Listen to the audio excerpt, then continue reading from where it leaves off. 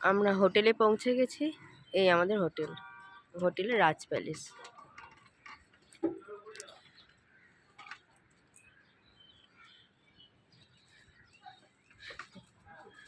Auto থেকে সব নামাচ্ছে এখন। শোনা, তুমি কোথায় এসছো মামা? তুমি কোথায় এসছো? কোথায় এসছো? কোথায় এসছো? হ্যাঁ, বুঝতে পারছো না? বুঝতে পারছো? তুমি তো দীঘায় এসছো। তুমি তো সারা রাত ঘুমিয়ে ঘুমিয়ে এসেছো, ওই জন্য বুঝতে পারোনি, তাই না মা? হ্যাঁ, বাবা এখানে এলো কেন? এখানে গেল এনে? তোমার কোথায় যাওয়ার কথা ছিল? মানালি? না, তাহলে ও সমুদ্রে। এই দেখো, এদিকে তাকাও।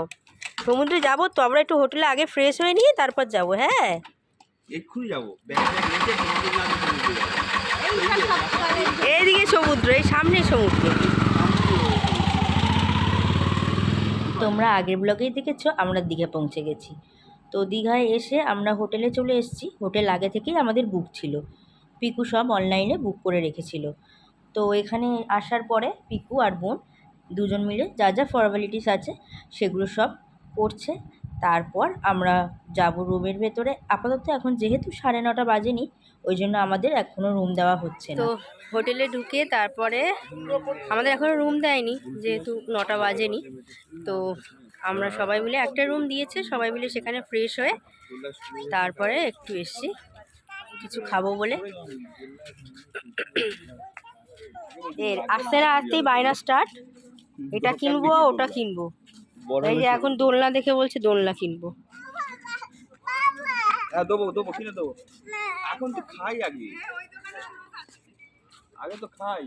খেয়ে নি।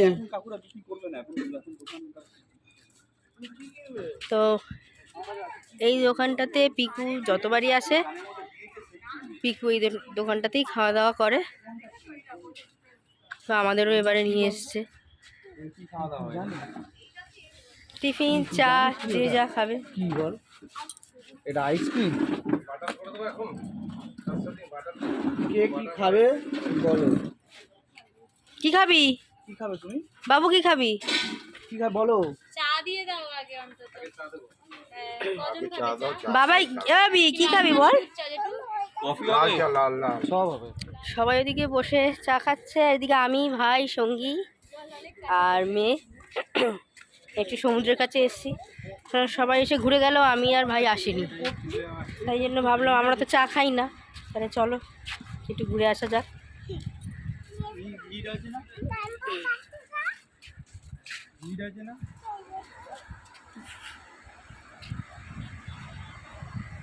এই দৃশ্যটা দেখার জন্যই বারবার ছুটে আসা। এই সকাল সকালই সব স্নান করতে নেমে গেছে।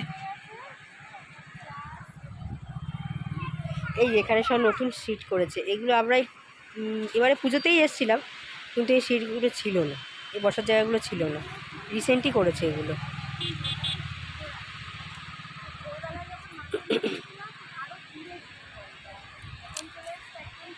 ভাবি তো এখানে আসলেই খুব মজা। ভাবি কেমন লাগছে? ভালো লাগছে? যাবে নাকি তুমি জলের কাছে? জলের কাছে যাবে? চলো যাই, একটু ঘুরে আসি সামনে থেকে, চলো। ইয়ে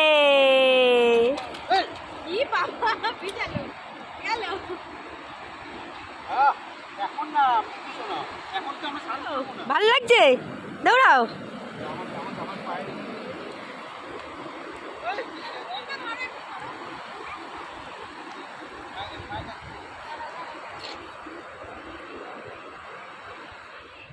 আমরা সমুদ্র থেকে এসে দেখি মোটামুটি সবার খাওয়া হয়ে এসছে, আমরাও নিয়ে বসে পড়েছি।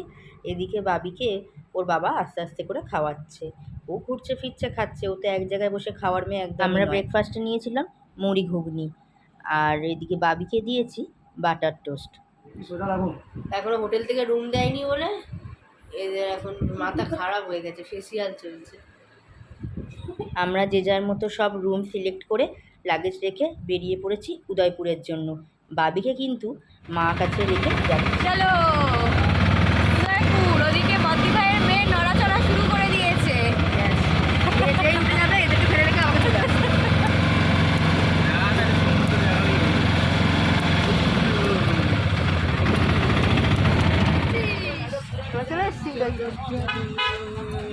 এখনো পর্যন্ত কোনো খবর আসেনি মেয়ে ওঠার। কিন্তু মেয়ে নড়াচড়া করছে, আমরা বেরোনোর সময় সেটা দেখে এসেছি। ঠিক আছে, আমাদের খাওয়া হয়ে গেলে আমরা চলে যাবো। হ্যাঁ, আমি এসেছি আইসক্রিম খেতে। আর আমরা এসেছি আমি এসেছি চিংড়ি মাছ কাঁকড়া খেতে। না, আমি কাঁকড়া চিংড়ি কোনোটাই খাবো না। কেন? পেটের প্রবলেম। বাবিকে যেহেতু হোটেলে রেখে এসেছি মার কাছে, ও তো ঘুমাচ্ছে, কিন্তু যদি উঠে যায় ওই একটা টেনশন কিন্তু রয়েছে। যাই হোক, আমরা তাড়াতাড়ি করে খাওয়া দাওয়া সেরে তারপর চলে যাব হোটেলে। ও এখন বাজে 1:30 আর আমরা যাচ্ছি লাঞ্চ করতে। তো যাব নিমন্ত্রণে। চলো যাওয়া যাক, তারপরে আমরা স্নান করব। খাওয়া দাওয়া সেরে তারপরে আমরা স্নান করব। মা এই চলে এসছো শোনা বাবিটা, শোনা বাবিটা।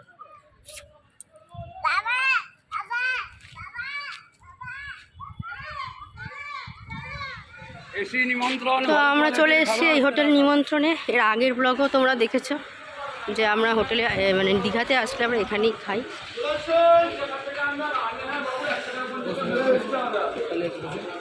তো এখানে আমি নিয়েছি হচ্ছে এগ থালি। তার মধ্যে ছিল হচ্ছে ডাল, এঁচোড়ের তরকারি, পাঁচমিশালি তরকারি, ডিম কষা, 2 পিস ডিম দিয়ে, আর স্যালাড, উচ্ছে আলু ভাজা।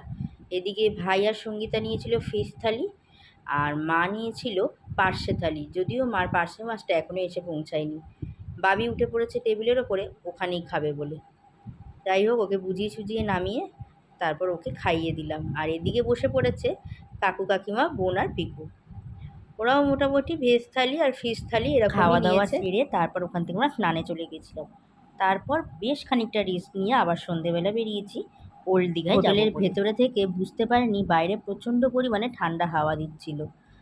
তো বাইরে এসে বুঝতে পারলাম যে বাবির খুব ঠান্ডা লাগতে পারে, তাই জন্য ওকে আবার টুপি, মোজা, ফুল প্যান্ট পরিয়ে আমার স্টোল জড়িয়ে তারপরেই আমরা টোটোতে উঠে রওনা হলাম ওল্ড দীঘার জন্য। আর একটা টোটোতে যাচ্ছে কাকু কাকিমা, বোন আর পিকু। আর এদিকে বাবি দেখো এখনও ঘুমাচ্ছে, ওর এখনও ঘুমটা ভাঙেনি। বাড়িতে ফোন করে জানতে পারলাম আমাদের কলকাতার দিকে নাকি প্রচণ্ড পরিমাণে ঝড় বৃষ্টি হয়েছে, হয়তো তারই আভাসটা ওখানে একটু পাচ্ছি। আর এই হচ্ছে জগন্নাথ মন্দির, খুব সুন্দর করে সাজানো। যদিও আজকের আমরা যাব না, যাব আমরা কালকে জগন্নাথ মন্দিরে। যখন যাব অবশ্যই তোমাদের সাথে পুরোটা শেয়ার করব। এই হচ্ছে এন্ট্রি গেট।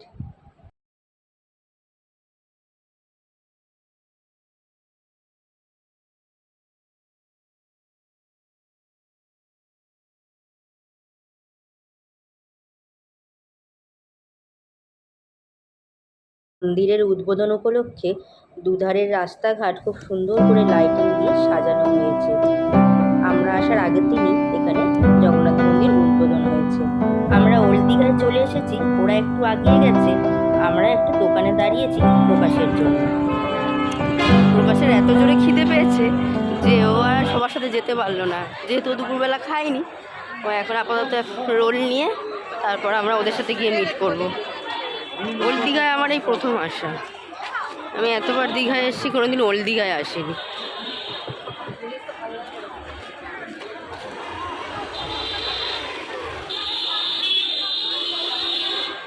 এখানে আবার এরা সেই লেবু চা খাচ্ছে, খিদে পেয়েছে এসে লেবু চা খাচ্ছে। মাদের জন্য না, মা কাকিমা ওদের চা দিয়ে এসে আমরা সবাই মিলে চলে এসেছি ফুচকা খেতে। বাঙালি মানেই কোথাও যেখানেই যাই না কেন ফুচকা না খেলে ঘোরাটা সম্পূর্ণ হয় না। আর এই কাকুর কাছে যারা যারাই ফুচকা খেয়েছে ওল্ড দীঘাতে গিয়ে, তারা সবাই জানো কাকু ঠিক কীভাবে ফুচকা দেয়, যতটা আস্তে দেওয়া সম্ভব ঠিক ততটাই। সবাই মিলে এখন ওল্ড দীঘায় বসে আর এই মোমো খাওয়া হচ্ছে।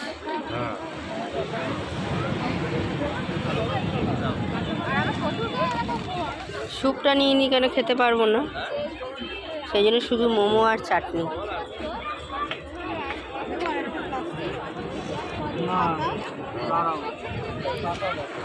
বাবা, সব এখানে বসে বসে সমুদ্রের হাওয়া আর জল উপভোগ করছে। আর তার সাথে রয়েছে গরম গরম মোমো। হ্যাঁ, ওটা বলা হয়ে গেছে ওখানটায়। এরকম ওয়েদারে হ্যাঁ, এই ওয়েদারে মোমোটা একদম পারফেক্ট। Perfect perfect combo. আর আমার বাবিকে দেখো, সুন্দর হাওয়া তার সাথে আমার বাবিকে দেখো, এতটাই ঠান্ডা হাওয়া দিচ্ছে যে ওকে ফুল প্যান্ট, মোজা, টুপি আর তার সাথে স্টোল জড়ানো হয়েছে। খাও মা, মোমো খাও, গরম গরম মোমো। ওটা কি খাচ্ছে মামা? তুই খাচ্ছ পপকর্ন?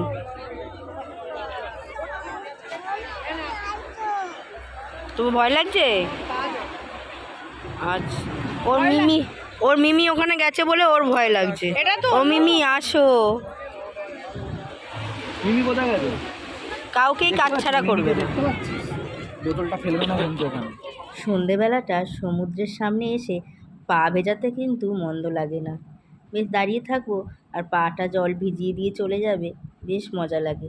কিন্তু দাঁড়াবার তো উপায় নেই, বাবির তো খুব ভয়, ওর সবেতেই ভয়। মা তুমি দাঁড়িয়ে আছো কেন? ওখানে জল আছে, তুমি চলে এসো। ওই জন্য আর বেশিক্ষণ দাঁড়াতে পারলাম না, একটুখানি দাঁড়িয়ে চলে এলাম।